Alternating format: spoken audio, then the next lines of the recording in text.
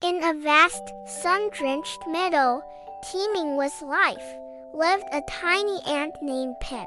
Now, Pip was just like any other ant in his bustling colony.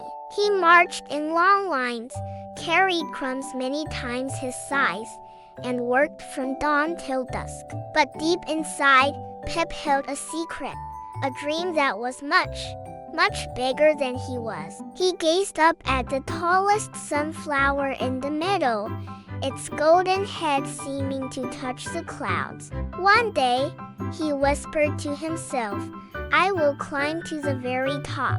I'll see the world from up there." His friends would often hear him talking about his grand plan. "Pip, you're an ant," chuckled one, patting him with an antenna. "We belong on the ground, working for the colony. Why would you want to climb a flower?" Another friend, a wise old ant named Barnaby, warned him, "The stalk is treacherous, the winds are strong, and who knows what dangers lurk among the leaves. It's too risky for a little ant like you." But their words didn't discourage Pip. They only fueled the fire in his tiny heart. He knew that to prove them wrong, he had to prove something to himself first. That size has nothing to do with the size of your dream. So, Pip began to prepare. Every day, after his colony duties were done, he wouldn't rest. Instead, he started his own special training. He'd find the steepest twigs and practice climbing them, learning how to grip with his tiny feet. He'd scurry across wobbly blades of grass to improve his balance, letting the breeze push him back and forth until he could stand firm. He even practiced holding his breath while dipping his head into dewdrops, just in case he ran into unexpected water. The other ants watched, shaking their heads. They saw it as a silly game, a waste of precious energy. But Pip wasn't playing. He was preparing for the greatest adventure of his life. Finally, the day arrived. The sun rose, painting the sky in shades of orange and pink. Pip stood at the base of the giant sunflower. It was even more immense up close, a colossal green tower reaching for the heavens. He took a deep breath, the scent of earth and morning dew filling his senses. "This is it," he thought. With a determined heart, he took his first step onto the stalk. The journey had begun. The surface was rougher than he expected, full of tiny hairs that felt like a dense forest. Progress was slow, each step a monumental effort. Hours passed.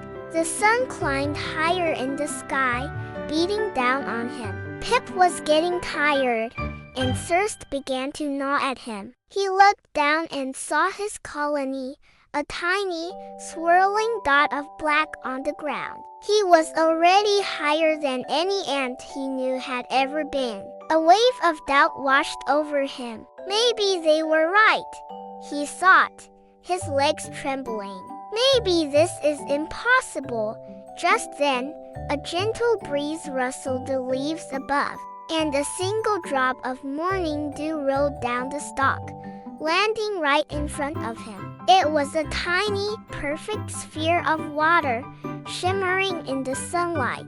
Pip remembered his training. He drank eagerly, the cool water reviving his spirit.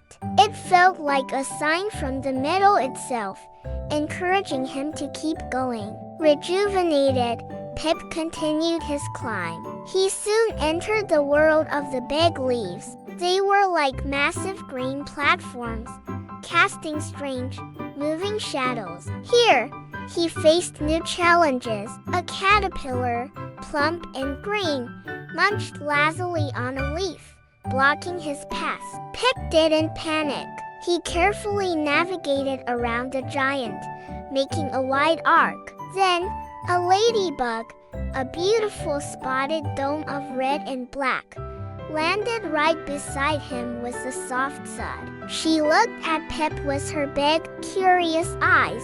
"Where are you going in such a hurry, little one?" she chirped. I'm climbing to the top, Pip declared, his voice filled with newfound confidence. The ladybug giggled, a sound like tiny bells. That's a big dream for a little ant. Well, good luck to you. And with a flutter of her wings, she was gone.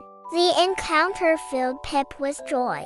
He wasn't just a crazy ant anymore. He was an adventurer on a quest, acknowledged by the other inhabitants of the sunflower. But the higher he climbed, the stronger the wind became. It whistled in his antennae and threatened to tear him from the stalk.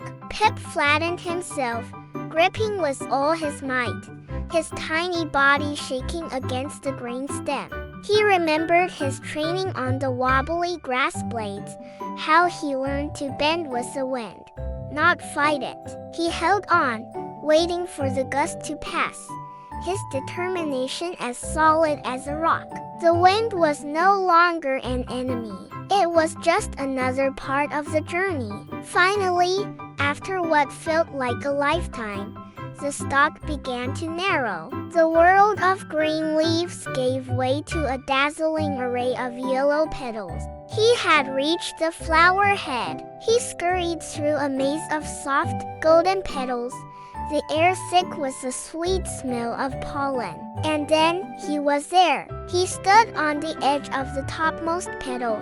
The world spread out beneath him. It was more magnificent than anything he had ever imagined. He could see the entire meadow, the winding river sparkling like a silver ribbon, the other flowers looking like colorful dots, and his own anthill, a tiny speck of dust in the vast landscape.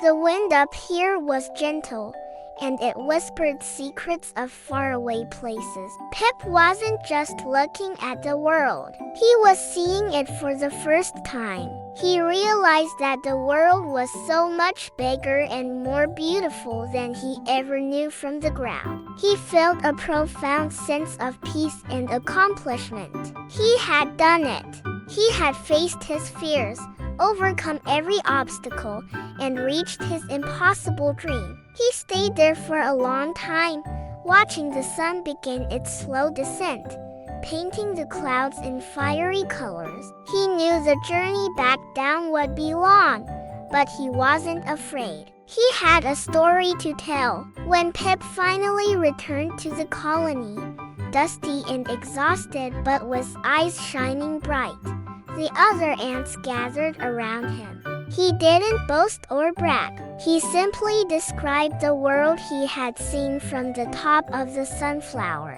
He spoke of the shimmering river, the patchwork of colors, and the gentle wind that whispered secrets. His friends listened in silent awe. The old ant, Barnaby, came forward. "Pip," he said, his voice filled with respect, "we thought your dream was foolish because we could not see what you saw in your heart.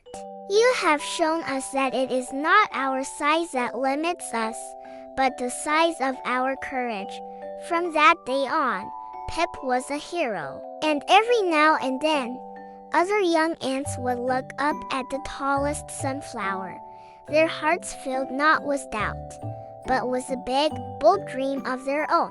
Thanks for watching our story today. If you enjoyed Pip's adventure, don't forget to hit that like button and subscribe to our channel for more inspiring tales. Let us know in the comments what big dream you're chasing. See you next time.